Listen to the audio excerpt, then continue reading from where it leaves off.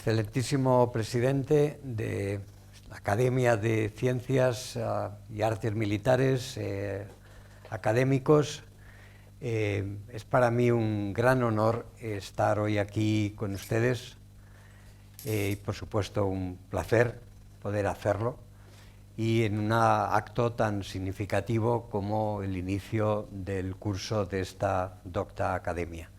Espero estar a la altura de la academia en la que tengo el honor de estar, de la institución de la que tengo el honor de estar esta tarde. Lo que había pensado hacer es darles una visión somera, puesto que el tiempo también es importante, de los avances que ha tenido lugar en el mundo de la oncología en los últimos 20 años, que realmente coincide con lo que llevamos de siglo XXI. Antes de ello, me van a permitir que les haga una observación que estoy seguro que todos ustedes saben, conocen, pero que es importante recalcar. Y es que, a pesar de que en nuestro idioma cáncer es una palabra singular, en singular, realmente esto se presta a un poco de equívoco, porque en realidad el cáncer no es una enfermedad, sino que es un conjunto muy complejo de enfermedades, puesto que el cáncer depende de muchas circunstancias, fundamentalmente del órgano en el cual se produce, del tipo celular que lo origina y ahora, como sabemos en los últimos años, de las mutaciones que lo causan.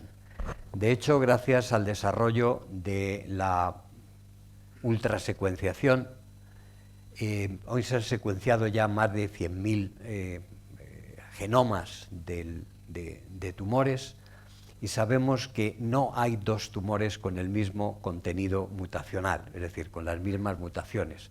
Por lo tanto, podemos decir que no hay dos tumores idénticos. Entonces, esto es importante conocerlo porque el cáncer, ya digo, abarca un grandísimo abanico de enfermedades, algunas de las cuales ya están, podríamos decir, prácticamente dominadas, y otras que nos queda muchísimo trabajo por hacer en el futuro. Aquí les pongo una diapositiva sobre la incidencia y la mortalidad en Estados Unidos, que es donde, bueno, los datos son más fiables. Como pueden ver, la buena noticia es que la mortalidad va descendiendo, incluso la incidencia también va descendiendo en la última década. El descenso de la mortalidad se debe fundamentalmente, ahora lo veremos, lo importante, este dato es muy importante porque quiere decir que 2 de cada 3 cánceres ya se curan, aunque es importante que en cáncer la palabra curar no tiene el mismo significado que en otras enfermedades. Es decir, en cáncer se habla de supervivencia a 5 años, que no es lo mismo que curar, y esto también es importante tenerlo presente. Y además se dice que hoy en día, dado que el cáncer se detecta antes, la supervivencia a 5 años es más fácil sobrevivir ahora a 5 años que hace 20 o 30 años cuando la detección se hacía más tarde. Qué duda cabe que si un cáncer se detecta de forma temprana es más probable que podamos sobrevivir esos 5 años. Aún con estos condicionamientos creo que es muy importante saber que 2 de cada 3 enfermos de cáncer en general sobreviven más de 5 años. Les decía que la disminución en mortalidad es debido sobre todo a la disminución en mortalidad de 2 de los tumores más frecuentes, que son el cáncer de pulmón, aunque yo mismo hablo mal, en realidad debería decir los cánceres de pulmón, puesto que hay muchos tipos de cánceres de pulmón, como veremos luego, y también del cáncer de colon. Quizás en el cáncer de pulmón es obvio, porque en Estados Unidos se ha reducido mucho el consumo de tabaco. En el caso de colon no está tan claro, quizás sea por el desarrollo de las colonoscopias que permiten pues realmente que el cáncer de colon ya casi sea un cáncer que podamos no es externo, pero realmente hoy día una colonoscopia es algo que está al alcance de mucha gente. Por otro lado, tenemos algunos tumores que, sin embargo, crecen en la mortalidad. El más significativo es el cáncer de hígado, en parte por las infecciones que hay incluso en Estados Unidos. No estamos hablando ahora de Asia, del sudeste asiático, donde el cáncer de hígado es el más frecuente, debido al hecho de que allí el virus de la hepatitis es endémico, pero también al abuso del alcohol, de la cirrosis. También existe un pequeño pero importante aumento en el cáncer de páncreas. Se dice que quizás debido también al tabaco, al alcohol y a la obesidad, que como saben en Estados Unidos es cada vez un problema más serio. El cáncer de vejiga está ahí simplemente puesto como un cáncer que no ha variado en los últimos 40 años. Como pueden ver, no sé si desde atrás se ve, esta diapositiva marca un periodo de tiempo de 40 años.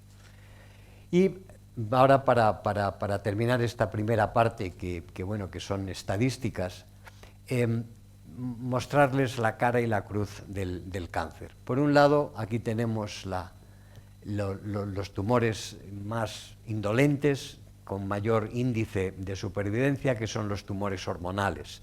Mama en mujeres, cáncer de próstata en hombres. En hombres, como ven, la supervivencia de cáncer de próstata en Estados Unidos está en 98%, es decir que, como se dice vulgarmente, todos los hombres nos moriremos con cáncer de próstata, pero no de cáncer de próstata. Es una pequeña diferencia. Y en mama, pues quitando los triples negativos, que todavía tienen una supervivencia de alrededor del 50%, el cáncer de mama, como pueden ver, tiene una supervivencia del 90%, es decir que realmente esta es la cara amable del cáncer. También hay otras, por ejemplo, ciertas leucemias, etcétera. Pero como científico tenemos que pensar en aquello que todavía no curamos. Y la otra cara del cáncer son estos dos tipos de tumores. Hay otros, el glioblastoma multiforme, por ejemplo. Pero aquí tenemos el cáncer de pulmón, que tiene una supervivencia más o menos de un 15%, varía mucho, también depende del tipo de cáncer de pulmón. Pero les quiero llamar la atención sobre lo paralelas que son estas dos líneas, la incidencia y la mortalidad. ¿Esto qué quiere decir?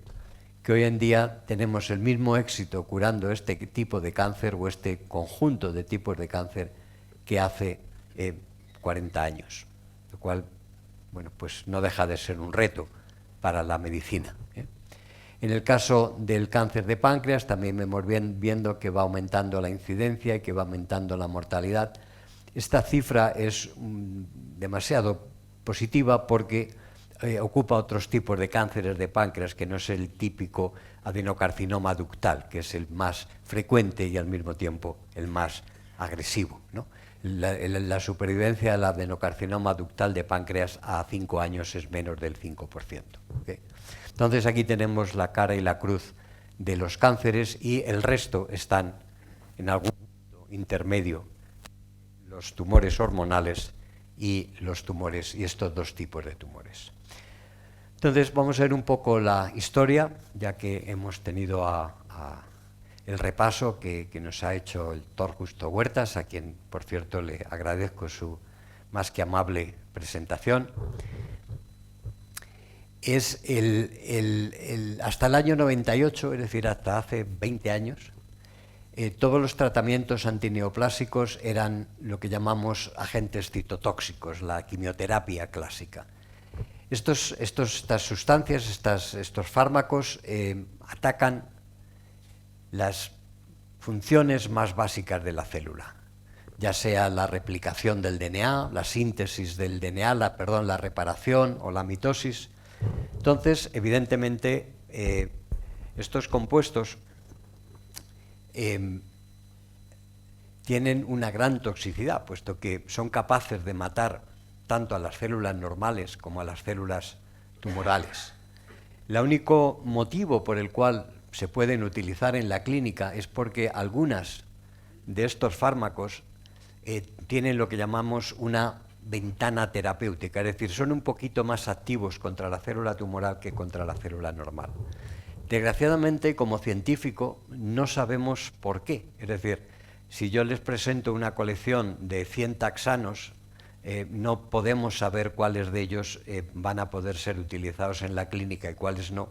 La única forma de hacerlo es probarlos en ensayos clínicos. De hecho, de los muchísimos taxanos que hay, solamente 2, quizás 3, se han podido utilizar en la clínica, el conocido como Taxol, Paclitaxel, el nombre científico, o el Doxitaxel.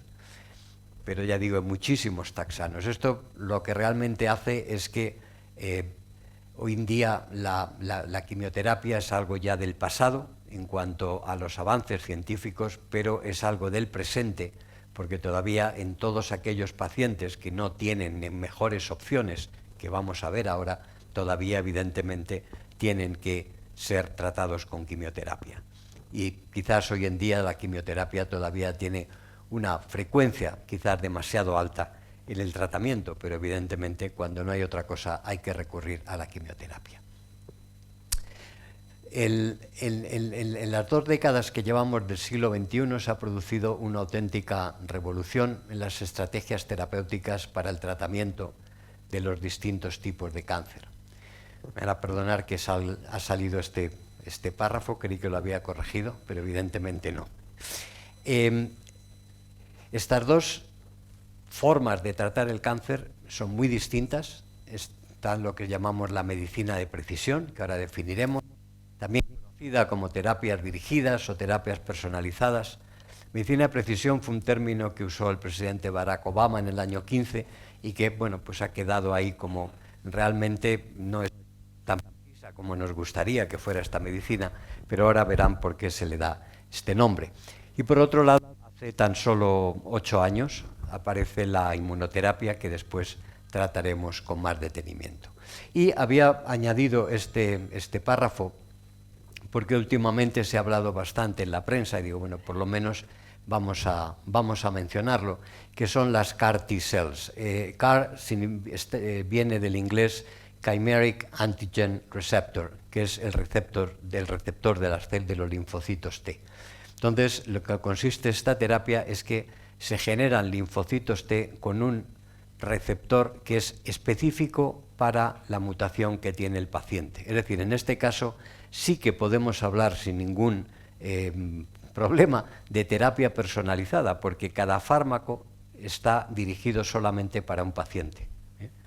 Y además es también la inmunoterapia, puesto que lo que hacemos o lo que se hace con esta terapia es dar al paciente linfocitos suyos, pero genéticamente modificados en su receptor para que ataquen a la molécula que les causa el cáncer.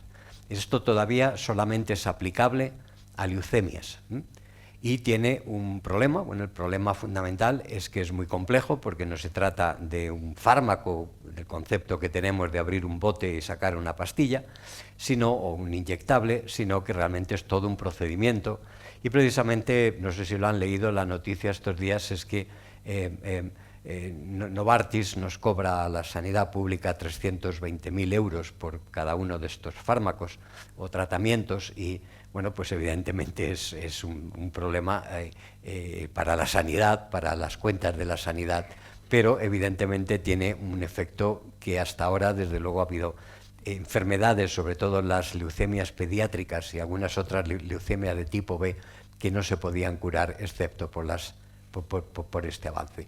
Esto solamente, probablemente, a no ser que cambie mucho, no podrá utilizarse en tumores sólidos, porque los tumores sólidos son muy heterogéneos, es decir, no todas las células de un tumor son iguales. Entonces, si se ataca un determinado clon, como llamamos, porque tenga un determinado antígeno, evidentemente vamos a matar a esa parte del tumor, pero no a otra. Por lo tanto, los tumores sólidos va a ser bastante complicado que las CAR T-cells puedan llegar a ser utilizadas de forma rutinaria.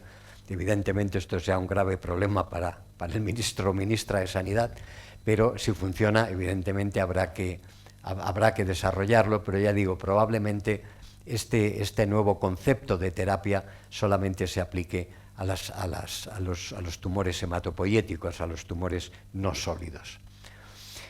La medicina de precisión, ¿en qué consiste? Bien, la medicina de precisión es el desarrollo de fármacos selectivos contra aquellos genes que están mutados y que sabemos que son los que contribuyen al proceso del cáncer, independientemente del origen o de las características anatomopatológicas. Es decir, aquí ya se empieza a subclasificar los tumores ya casi más de acuerdo a la mutación que al origen celular o de tejido del tumor.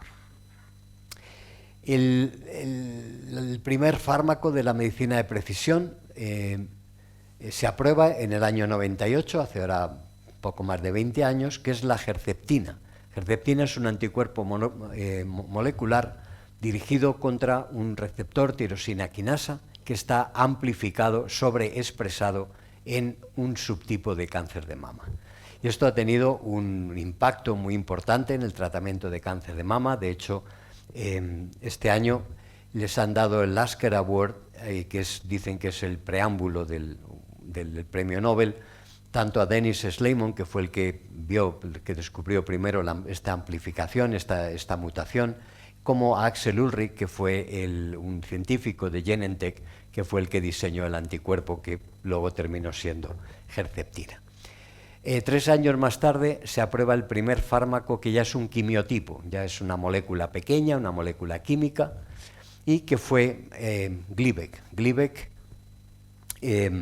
como anécdota, les puedo comentar que yo fui del grupo, éramos 3 científicos, 2 de Harvard y yo que estaba todavía en el Instituto Nacional del Cáncer, que aconsejamos entonces era Siva Geigy, después ahora es Novartis, diseñar un inhibidor contra este oncogen, porque es un oncogen muy distinto del gen normal, con lo cual esperábamos que no tuviera efectos tóxicos, y además está mutado selectivamente en un tipo de leucemia que es bastante indolente, que es la leucemia mielógena crónica.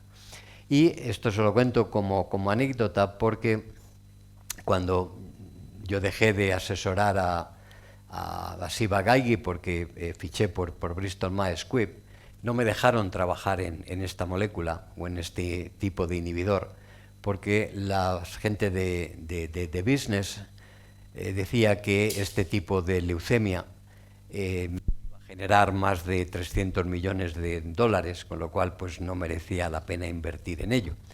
Hoy en día el inhibidor original, Gleevec, y si contamos los otros que han salido después, generan más de 12.000 millones de dólares, es decir, 12 billones en billones americanos. Es decir, la gente de business no atinó mucho. Y la razón no es otra que, claro, no contaron en que estas personas ya se curan. Entonces estas personas tienen que tomar Gleevec o los dasatinib, los otros inhibidores que están en el mercado ya durante toda la vida, con lo cual, evidentemente, aunque son pocos, pero lo toman durante mucho tiempo, mientras que un enfermo de cáncer de páncreas, desgraciadamente, solamente le dan gencitabina por un par de años, porque desgraciadamente no suele vivir mucho más de eso, ¿no? Entonces, bueno, como anécdota, luego esto resultó, por cierto, esto tardó 15 años, es decir, no fue inmediato, ¿eh? Yo fui a Bristol Myers Squibb en el 88 y esto se aprobó en 2001. O sea, eso no fueron 13 años que tardó en descubrirse o en generarse este inhibidor Gleevec. Todos los fármacos generados a partir de la medicina de precisión pueden dividirse en dos grupos, que es importante de forma conceptual, ¿eh? No tanto por la enfermedad, sino por el concepto. Hay unos que están dirigidos contra lo que llamamos drivers, es decir, aquellos genes que están mutados y que sabemos que son responsables del inicio del cáncer, ¿eh? Entonces, evidentemente estos tienen una implicación mucho más importante en el desarrollo del cáncer que otras moléculas que a lo mejor simplemente contribuyen al desarrollo. Pero nos encontramos, y luego lo vamos a ver en un poco más de detalle, que no siempre es posible diseñar fármacos contra los genes que nos causan, que son el origen del cáncer. En algunos casos porque la molécula simplemente no tiene una estructura que permita el diseño de fármacos, a pesar de contar con los ordenadores más potentes que se puedan imaginar. Simplemente no tenemos esa capacidad de diseñar una molécula pequeña que se pegue, que encaje de alguna forma dentro de la estructura del gen que causa cáncer. Ese es el caso de este oncogen Carras, que es el que nos ocupa, de hecho fue del grupo de los primeros oncogenes que se aislaron y que ha hecho mención el doctor Justo Huertas, y seguimos trabajando con ello porque todavía no se ha encontrado un fármaco contra ello. También hay otras mutaciones en lo que llamamos genes supresores, es decir, el cáncer se produce tanto por genes que se vuelven constitutivamente activos como genes que dejan de funcionar. Es decir, quizás el ejemplo más fácil de entender es el de un coche. Un coche funciona a base de acelerador y de freno. Y lo mismo podemos tener un accidente si se nos bloquea el acelerador y vamos a 200 kilómetros por hora, como si se nos estropean los frenos y no podemos frenar.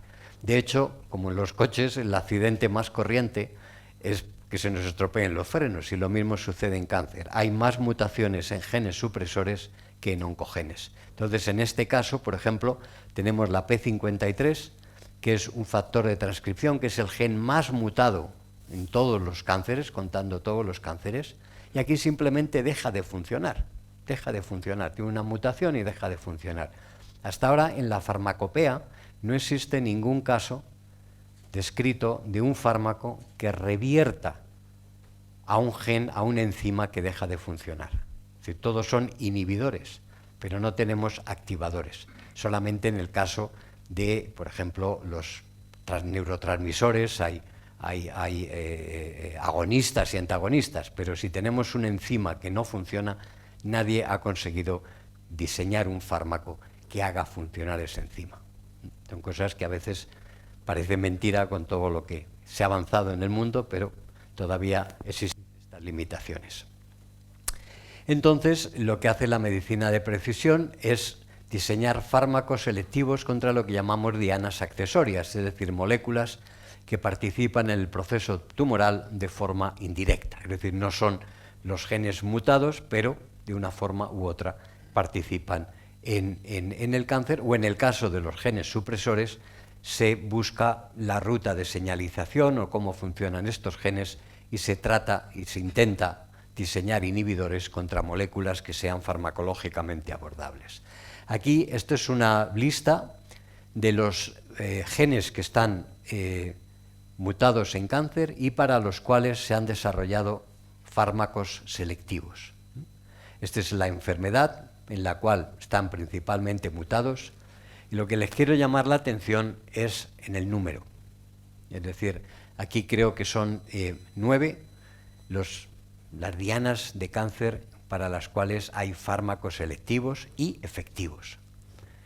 Efectivos quiere decir que tienen un efecto, no que sean curadores, quizás pues con el ejemplo, con la excepción de Glibez que les he mencionado antes, y no siempre, porque a veces la leucemia melógena crónica pasa a la fase blástica y entonces ya estos fármacos no tienen efecto. Y esto es importante porque, como verán luego en un momento, en este momento, gracias a la ultrasecuenciación, conocemos ya todos los genes implicados en cáncer. Son más de 500. Sin embargo, solamente tenemos fármacos selectivos contra ellos. Esto es la lista de dianas accesorias. Bueno, estos fármacos en general tienen menos capacidad terapéutica que los otros, pero bueno, como ven, tampoco son muchos. Entonces, la medicina de precisión necesita del diagnóstico molecular. Esto creo que es algo obvio.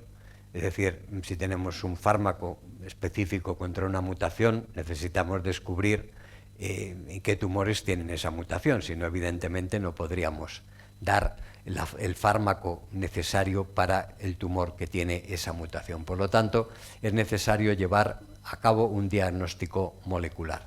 El ejemplo quizás más fácil de entender y quizás el más frecuente es el del cáncer de pulmón. Cáncer de pulmón, saben, está el microcítico y el no microcítico. Dentro del no microcítico, el tumor más frecuente es el adenocarcinoma. Y de aquí ya conocemos los drivers, es decir, los genes que inician el cáncer mediante una mutación, todos estos que vienen a ser un poco más ya de la mitad de todos los adenocarcinomas. Y esto lo pueden ver como el vaso medio lleno o el vaso medio vacío, es decir, todavía no conocemos los drivers de la mitad o de un poco menos de la mitad de los adenocarcinomas de pulmón. Pero los tres más frecuentes que están aquí marcados, KRAS, el receptor del factor de crecimiento epidérmico, y ALK, que es también otro receptor tirosina quinasa. ¿Por qué les menciono estos? Porque ahora, bueno, ya en la práctica clínica, es esencial secuenciar estos tumores para ver si hay mutaciones en ALK y en IgE receptor. ¿Por qué? Porque ya hay fármacos selectivos contra ellos. Es decir, si una persona tiene un adenocarcinoma de pulmón, tiene una mutación en este gen, ya se le da este fármaco y evidentemente responde muchísimo mejor y con menos toxicidad que la quimioterapia clásica. Lo mismo sucede con el receptor de crecimiento, factor de crecimiento epidérmico. Hay ya muchos fármacos, este fue de los primeros, este es de los últimos. Entonces ya evidentemente el oncólogo ya sabe qué fármaco le tiene que dar al paciente. ¿Qué pasa con KRAS? Pues KRAS, como les mencionaba antes, a pesar de ser de la familia de los primeros oncogenes identificados en el año 82, todavía no tenemos fármacos. Entonces, a los pacientes que tienen KRAS no se les hace una secuenciación porque no les va a beneficiar saber si tienen la mutación o no. De cualquier forma, a estas personas hay que seguir dándoles los citotóxicos que les mencionaba al principio, ya sea Taxol o ya sea un platino, porque no tenemos medicina de precisión para estos casos. ¿Okay? Entonces, me van a permitir que ahora les hable de los retos que todavía nos quedan. Creo que, es decir, quizás el primer reto que nos enfrentamos con el cáncer, y por consiguiente en la medicina de precisión, es que el cáncer se ha descubierto en los últimos años que es muchísimo más complejo de lo que pensábamos. Yo recuerdo cuando aislamos el primer oncogen que se decía un oncogen solo no puede ser responsable del cáncer, el cáncer es mucho más complejo. Entonces, durante esos años, mucho interés científico, se aislaron 2, 3, 4 oncogenes más, y yo recuerdo que decíamos, bueno, pues ahora ya tenemos 3 o 4 oncogenes, ya explicamos el cáncer, ¿no?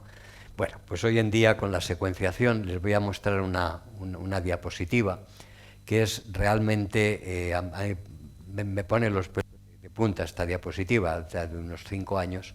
¿Qué representa esta diapositiva? Representa el número de mutaciones en distintos tipos tumorales. Esto es la variación y esta es la media. La línea roja es la media dentro de cada tumor. Y esta línea azul representa la media dentro de todos los tumores.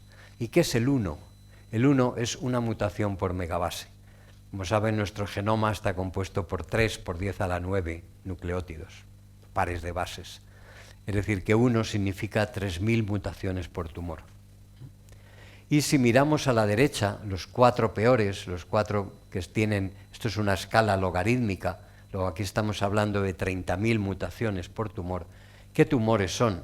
Pues aquellos que somos lo suficientemente torpes, si me permiten la expresión, como para causarnos nosotros el cáncer y incrementar las probabilidades del cáncer, que son melanoma, exposición con daño tisular al sol, carcinoma escamoso de pulmón, adenocarcinoma de pulmón y carcinoma de vejiga, es decir, los causados por el tabaco. Entonces, yo creo que ahora ya si alguien tiene duda de que fumar es malo, bueno, pues no creo que aquí se lo puedo dar ya en números, ¿no? Entonces, claro, la pregunta es, bueno, ¿y seremos capaces de curar esto con 30.000 mutaciones? Bueno, afortunadamente no todas las mutaciones están implicadas en cáncer, pero un cáncer medio, por decirlo así, de los cánceres agresivos, pues puede tener 30 o 40 genes mutados, lo cual, bueno, nos da una idea del reto. Y además tenemos, esto un poco se lo ha adelantado ya antes, que la mayor parte de estos genes mutados no son farmacológicamente abordables. Quiere decir esto que la ciencia todavía no sabe cómo diseñar fármacos contra estas dianas mutadas. De hecho, de los 33 genes mutados más frecuentes en cáncer humano, es decir, en los distintos cánceres que sufre el ser humano, solamente existen fármacos selectivos contra 3 de ellos, es decir, la 10ª parte. BRAF, que está mutado en melanoma metastásico y en cáncer de colon, existe un fármaco que ahora vamos a ver, Vemurafenib, y luego han ido saliendo otros similares contra el receptor del factor de crecimiento epidérmico, que ya les he mencionado en adenocarcinoma de pulmón, y este año se ha aprobado, a primeros de año se aprobó un inhibidor contra una quinasa, la PI3 quinasa, que está mutada en un porcentaje de cáncer de mama. Es decir, solo tenemos fármacos contra 3 de los 33 genes más frecuentemente mutados en cáncer humano. Y el otro reto son las resistencias. Resistencias creo que es bastante obvio porque se producen resistencias, es decir, si tenemos 30 genes mutados en un cáncer y lo tratamos con un fármaco, es lógico que vayan apareciendo otras mutaciones, otras variantes que no respondan al fármaco.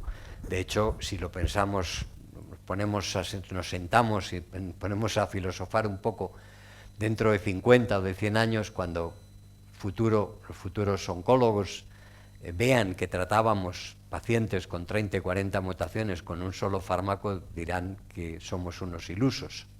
Pero bueno, es lo que hay hoy en día. ¿Por qué se trata solo con 1 o con 2 fármacos? Porque estos fármacos todavía tienen toxicidad. No son tan tóxicos como los citotóxicos clásicos, pero todavía tienen toxicidad. Pues tenemos que entender en parte porque quizá el fármaco no sea todo lo bueno que tenía que ser. Pero es que pensemos que los genes que nos causan cáncer son formas, son variantes de los genes que necesitamos para vivir. Si nosotros ahora nos quitamos, pudiéramos quitarnos, que no se preocupen que no va a ocurrir, pudiéramos quitarnos los genes RAS, nos moriríamos en horas. Cuando nosotros les quitamos los genes RAS normales, no mutados a los ratones, se nos mueren en 3 o 4 días. Es decir, son genes que necesitamos para la vida. En cambio, con pequeñas mutaciones nos causan cáncer. Es decir, las diferencias, si yo les mostrara ahora una foto de un modelo estructural del gen RAS normal que necesitamos para vivir y del oncogen RAS, probablemente, si se recuerdan, en los periódicos antes solían poner unas fotos con 7 diferencias. Yo me gustaba mirarla. Bueno, pues seguro que les costaba más trabajo encontrar las diferencias aquí que en lo que aparecía en los periódicos. Es decir, son moléculas muy similares una a otra. Lo que sucede, por ejemplo, en los oncogenes RAS, simplemente que los oncogenes RAS son como los interruptores de la luz. Ahora tenemos luz aquí porque necesitamos ver, pero en cuanto termine esta sesión nos iremos y se apagará la luz. Eso es lo que hace RAS, en lugar de pasar electricidad, pasa señales mitogénicas, es decir, señales para que la célula prolifere. Lo que pasa en el cáncer es que el interruptor se estropea y se queda la luz encendida. Y está la luz encendida siempre. Es decir, la célula se cree que tiene que estar dividiéndose siempre. Esto es una simplificación, pero un poco creo que da a entender que pequeñas variaciones pueden causarnos cáncer y que las moléculas, la normal y la mutada y la oncogénica, son muy parecidas. Esto hace que sea muy difícil hacer fármacos selectivos y por consiguiente que sea complicado hoy en día combinar fármacos. De hecho, las resistencias se acabarán el día que podamos hacer como se hizo con el virus del SIDA. virus del SIDA, al principio fue un fracaso total, pero después, cuando se hicieron combinaciones de 3, 4 fármacos contra cada uno de los genes del virus del SIDA, el virus del SIDA hoy en día se controla. ¿Qué problema tenemos en cáncer? Que no hay 3 o 4 genes, hay 30, 40, y evidentemente no podemos dar 30 fármacos. Entonces, todo esto va a ser un camino largo. Para el caso, para explicarle las resistencias, creo que es mejor, como dice el proverbio chino, ¿no? Una imagen vale más que 1000 palabras. Entonces les presento esta imagen de un paciente con carcinoma metastásico. Creo que no hace falta ser médico ni oncólogo para ver lo extendido de la enfermedad. Y en 2 meses, con un inhibidor contra este oncogen, este es el oncogen que es responsable de un 60% de los melanomas metastásicos, en 2 meses este paciente, aunque todavía, si se fija uno, todavía hay ciertos bultitos de melanoma, pero bueno, creo que la mejora es evidente, ¿no? ¿Cuál es el problema? Que al año el paciente vuelve a la casilla de salida. Es decir, el tumor es más listo que el fármaco, empieza a cambiar, a seguir mutando, y se producen variantes que ya no responden al fármaco.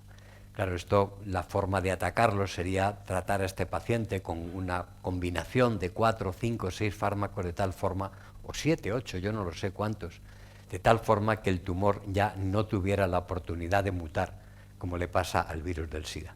¿Okay? Entonces, estos son los grandes problemas que tenemos con esto es lo que les he mencionado sobre el virus del SIDA. Entonces la pregunta nos podemos hacer, bueno, hay otras opciones a la medicina de precisión. Si esta charla la hubiera dado hace 10 años, les hubiera dicho que no. Afortunadamente la ciencia avanza y a partir de los últimos 10 años se han producido unos grandes avances en lo que hemos dado en llamar ahora inmunoterapia.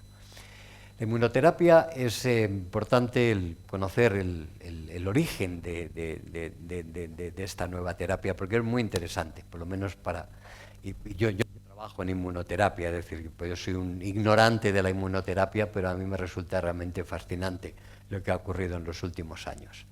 Es decir, una de las preguntas que desde que yo empecé a trabajar en cáncer hace ya más años de los que quisiera admitir, era por qué nuestro sistema inmune no reconoce a los tumores. Al fin y al cabo, el sistema inmune reconoce a cualquier cosa que es distinta de nosotros. Sin embargo, los tumores, que son bastante distintos, a pesar de las similitudes que les he dicho antes, no los reconocen. Entonces, esto siempre ha sido un conundrum para el mundo de la oncología. Entonces lo que se intentó fue aumentar el sistema inmune. Es decir, si una persona está débil, pues se le intenta aumentar para que coja fuerza. Es un concepto bastante lógico.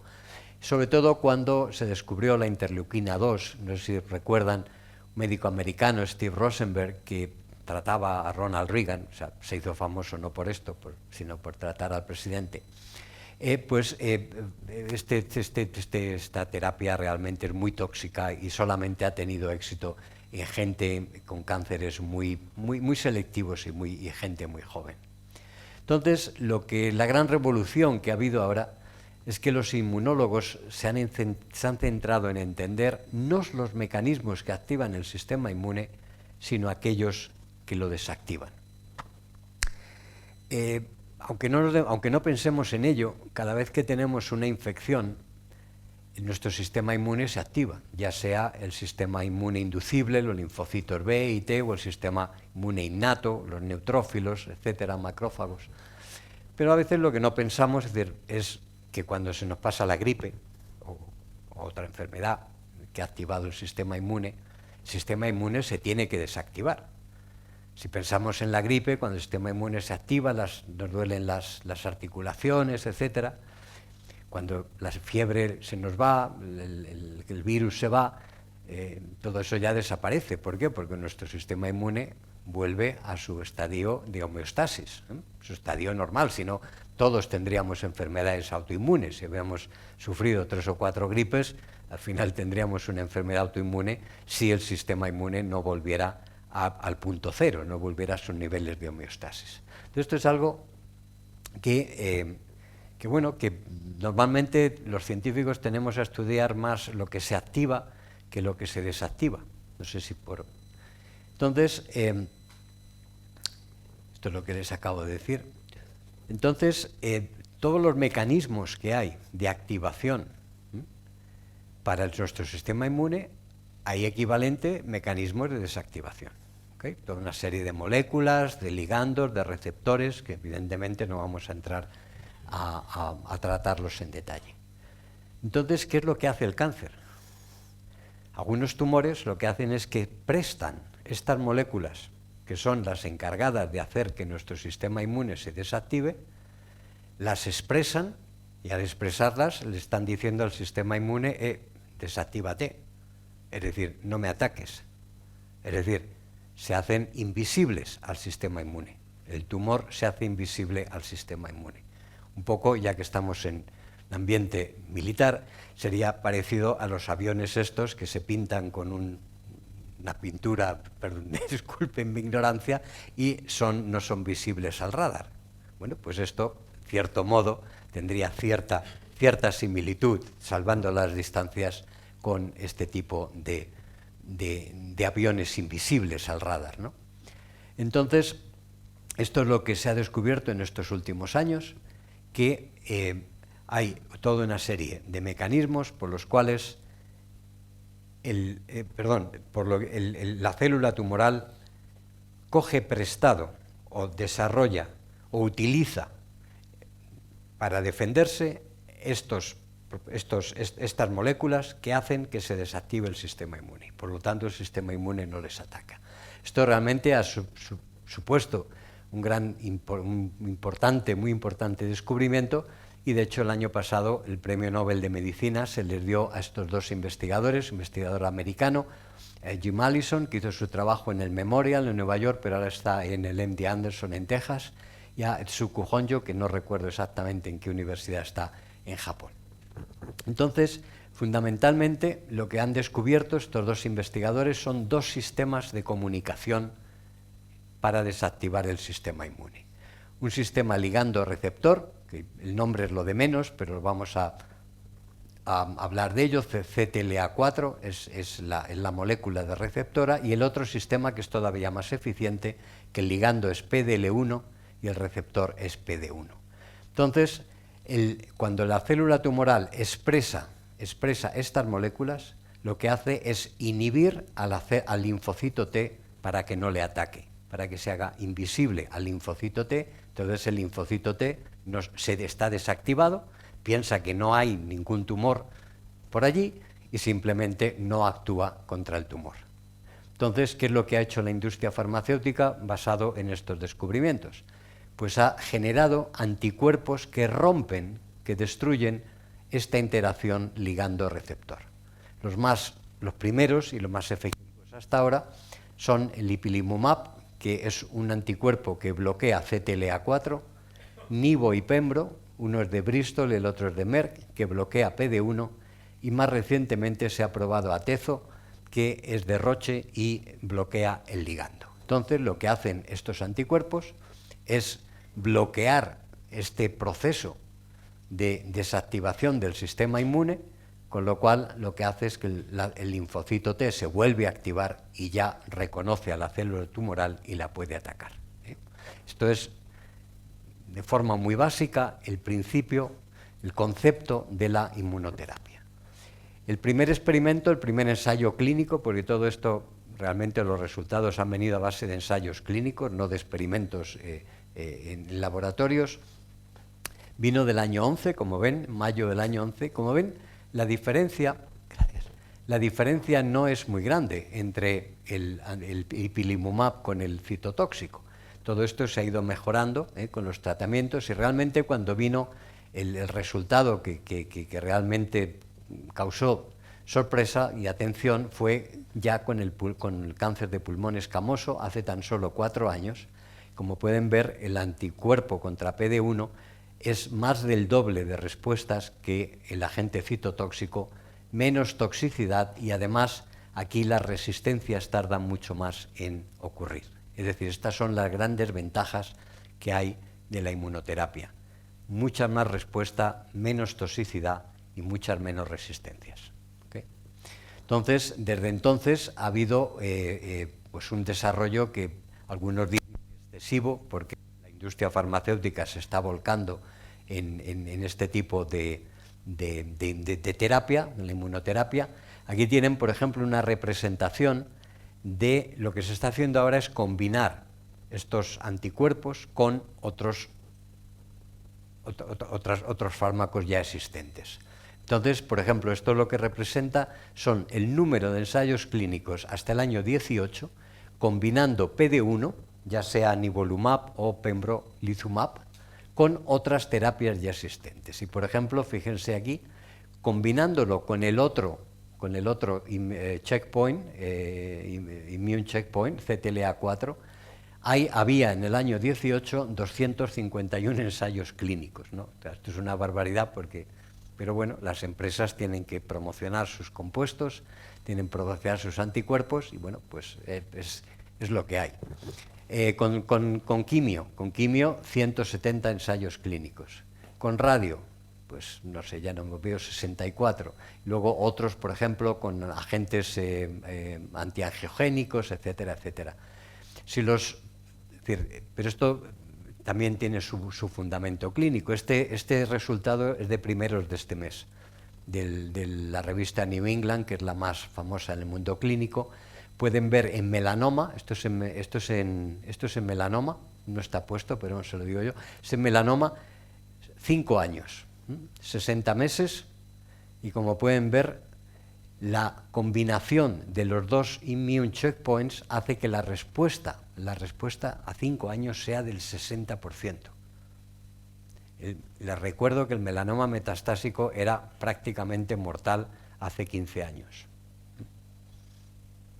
Evidentemente, si alguien tiene la opción de poder usar la combinación o simplemente uno de cada uno de los anticuerpos por separado, evidentemente baja las probabilidades de curación, por lo cual la mayor parte de la gente, lógicamente, prefiere recibir la combinación. Esto tiene sus problemas porque la combinación es un poco más tóxica, pero bueno, cuando se trata de salvar la vida, pues evidentemente lo lógico es que este sea el tipo de terapia de elección. Y aquí en esta diapositiva simplemente les pongo el número total de ensayos, de pacientes que había en ensayos clínicos en el año 17, 150.000 pacientes en ensayos clínicos. Ahora ya han pasado el 250.000. Es decir, esto es en Estados Unidos prácticamente ya no quedan casi pacientes para otros ensayos clínicos que no sean los de inmunoterapia. Pero bueno, esto quizás sea un exceso, pero bueno, ¿cómo funciona? Ahora bien, la inmunoterapia, y ya termino con esto, no es evidentemente la panacea universal, es decir, tiene grandes ventajas, que ya se las he comentado, más efectivos, menos efectos secundarios, efectos más duraderos y con menos resistencias. Ahora bien, también tiene sus retos y sus problemas, o sus limitaciones, mejor dicho. La primera limitación es que no son efectivos en muchos tipos de tumores. Por ejemplo, no es efectivo en cáncer de mama, excepto en algunos casos de triples negativos, en próstata, en colon, en páncreas, es decir, que todavía hay muchos tipos de cánceres que no se les puede aplicar esta terapia, y para mí lo que es peor como científico es que no sabemos por qué. Y después solamente son efectivos en un número limitado de pacientes dentro de cada tipo de tumor. Si en la habitación de al lado hubiera 20 pacientes con cáncer de pulmón y les fuéramos a dar inmunoterapia a todos, solamente de esos 20, unos 6 o 7 iban a responder. El problema es que no sabríamos cuáles, es decir, habría 12 o 13 que recibirían el tratamiento y no les haría ningún beneficio. Incluso algunos les produce una cierta toxicidad y tendría un efecto negativo. Pero esto tiene un problema muy, muy grande si tenemos en cuenta la última limitación, que es el altísimo coste. Un tratamiento de inmunoterapia cuesta entre 60 y 80.000 euros. Tenemos en cuenta que el 70% de los pacientes de cáncer de pulmón no responden, esto evidentemente es un agujero negro para la sanidad desde el punto de vista económico. Y esto evidentemente hace que uno de las urgencias que tenemos más importantes es precisamente el que no existen biomarcadores, es decir, no tenemos la capacidad de saber, de distinguir quién va a responder y quién no va a responder, con lo cual, ya digo, se gasta no ya desde el punto de vista económico, sino también del sufrimiento para el paciente en recibir una terapia que no le va a hacer efecto. Y por último, para mí, una de las partes más negativas de la inmunoterapia actual es esta. Es decir, los immune checkpoint yo les he hablado de 2, pero los inmunólogos nos dicen que hay por lo menos 12 o 14. Y desgraciadamente los otros no han funcionado. En teoría deberían de haber funcionado todos, porque el mecanismo es el mismo. Es decir, el immune checkpoint lo que hace es que el sistema inmune se desactive. ¿Por qué funciona PD1 y PDL1 y no funciona, por ejemplo, otros que se llaman OX40 o otro que se llama CD73? La ciencia todavía no lo sabe. Claro, el problema que tenemos aquí es que esto es muy difícil de experimentar con modelos animales porque el sistema inmune de los animales es muy distinto del nuestro y no es tan fácil como en el caso de la medicina de precisión, donde las moléculas son las mismas. Es decir, que todavía nos queda trabajo para el futuro. Pero es importante ver la parte positiva. 20 años, sobre todo para los que ya tenemos una edad, no es nada. Lo dice hay un tango, ¿no?, que lo dice, ¿no? Y fíjense todo lo que ha ocurrido. Es decir, hoy en día ya prácticamente no se aprueba ningún agente citotóxico. Todo lo que se aprueba son o fármacos de medicina de precisión o de inmunoterapia. Y esto ha cambiado totalmente cómo se gestiona el tratamiento de los pacientes de cáncer, ya digo, en aquellos casos donde todavía estos 2 tipos de terapias todavía no tienen incidencia y tenemos que seguir usando los agentes citotóxicos. Así que ya para terminar, pues hacer este alegato de los avances que ha habido en estos últimos años, pero al mismo tiempo ser conscientes que nos queda muchísimo camino por recorrer. Nos queda muchísimo camino por recorrer porque es importante que la sociedad, ustedes, sean conscientes de que el cáncer no es una enfermedad única, que es un conjunto de muchas y muy distintas enfermedades, que lo que vale para un sarcoma no vale para una leucemia, no vale para un adenocarcinoma, no vale para un glioma, que cada tumor es un mundo y la ciencia irá avanzando a veces en un tipo de tumores, a veces en otros. Pero una cosa que les puedo asegurar es que sin investigación, tanto preclínica como clínica, será imposible seguir avanzando. Muchas gracias.